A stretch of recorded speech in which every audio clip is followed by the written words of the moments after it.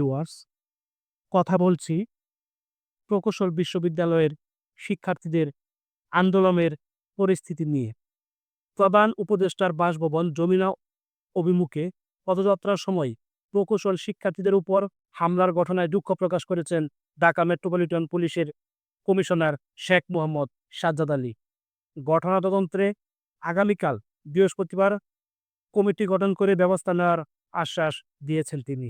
আজ বুধবার রাতে রাজধানীর শাহবাগ মোড়ে অবস্থানরত শিক্ষার্থীদের কাছে এসে এই দুঃখ প্রকাশ করেন তিনি।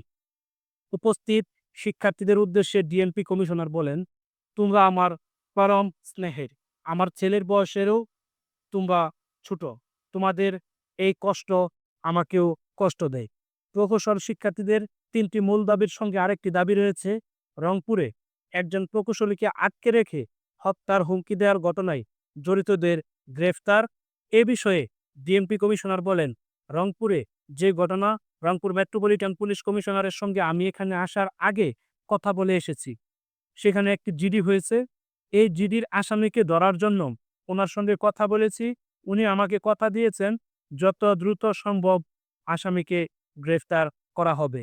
এ সময় ঢাকায় হোটেল ইন্টারকন্টিনেন্টালের সামনে যে ঘটনা ঘটেছে সেজন্য দুঃখ প্রকাশ করেন ডিএমপি কমিশনার।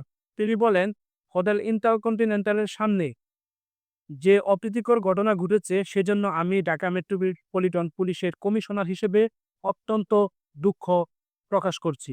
আজকে এই অপ্রীতিকর ঘটনার জন্য একটা তদন্ত কমিটি আগামীকাল গঠন করে দেওয়া হবে এবং দোষীদের দ্রুতই আমরা আইনের আওতায় নিয়ে আসব বলে আশা ব্যক্ত করছি। এদিকে সামনে জাতীয় সংসদ নির্বাচনে কর্মপরিকল্পনা রুটম্যাপ আজ ঘোষণার ইঙ্গিত দিয়েছেন নির্বাচন কমিশনের ইসি। সিনিয়র সচিব আক্তার আহমেদ গতকাল নির্বাচন কমিশন ভবনের মিডিয়া সেন্টারে ব্রিফিংয়ের সাংবাদিকদের একথা বলেন। ইসি সচিব বলেন, এই মুহূর্তে আমরা আরো কিছু কাজ করছি, হয়তো বৃহস্পতিবার আপনাদের আরো কিছু বাড়তি তথ্য দেওয়ার সুযোগ পাব। সেটা জাতীয় সংসদ নির্বাচনের রুটম্যাপ কি না। সাংবাদিকদের এ প্রশ্নের জবাবে ইসি বলেন, আমি আপনাদের এই প্রশ্নের উত্তরটা আগেই দিয়েছি। আমি বলেছি আপনাদের আরো কিছু তথ্য দেওয়ার সুযোগ পাব। অন্য প্রশ্নের জবাবে ইসি সচিব বলেন, আমরা যে কর্মপরিকল্পনাটা রুটম্যাপ করেছি সেটা রুটম্যাপ আপনাদের জানাবো। তিনি আরো বলেন, আমি ঢাকার বাইরে থাকার কারণে একটু পিছিয়ে গিয়েছি। এটা আমার টেবিলে এখন আছে। এর আগে বৃহস্পতিবার সামনে জাতীয় সংসদ নির্বাচনে কর্মপরিকল্পনা নিয়ে ৪ নির্বাচন কমিশনার ও ইসি কর্মকর্তা বৈঠক করেছেন। ওই দিন নির্বাচন কমিশনার আবুল ফজল মোহাম্মদ সানাউল্লাহ বলেছিলেন, বিস্তারিত কর্মপরিকল্পনা ও বাস্তবায়ন সূচির বিষয়ে ব্রিফ করা হবে।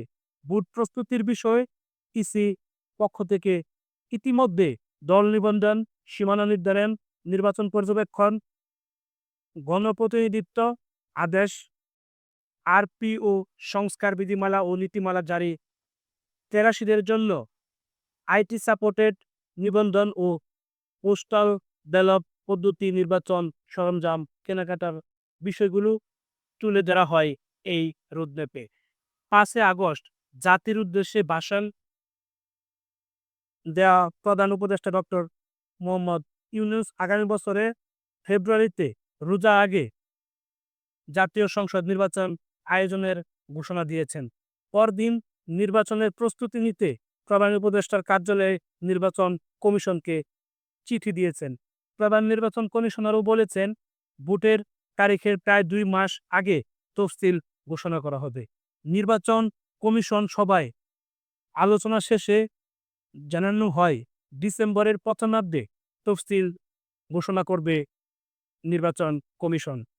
এবারের রোডম্যাপে কি থাকছে সে ধারণা দিতে গিয়ে নির্বাচন কমিশনার মোহাম্মদ আনোয়ারুল ইসলাম সরকার জানিয়েছেন, তারা অক্টোবরের মধ্যে মূল প্রস্তুতি সেরে ফেলতে চান। এ সময়সীমার মধ্যে সীমানা পুনর্নির্ধারণ, দল নিবন্ধন, পর্যবেক্ষক, সংস্কার নিবন্ধন, গণপ্রতিনিধিত্ব, আদেশ সংস্কার, আচরণ বিধিমালা জারি ও ভোটের তালিকার মতো বিষয় চূড়ান্ত করে ফেলার কথা রোডম্যাপে তুলে ধরা হয়েছে। এছাড়া রোডম্যাপের মধ্যে সংলাপ, মত বিনিময়, মিটিং, ব্রিফিং, প্রশিক্ষণ, মুদ্রণ, বাজেট বরাদ্দ, আইটি ভিত্তিক প্রস্তুতি প্রচার, সমন্বয় সেল, আন্তঃমন্ত্রণালয় বৈঠক থেকে যাবতীয় কর্মপরিকল্পনা মাথায় রেখে উল্লেখযোগ্য খাত ও বাস্তবায়ন সূচি রয়েছে বলে জানিয়েছেন নির্বাচন কমিশনার।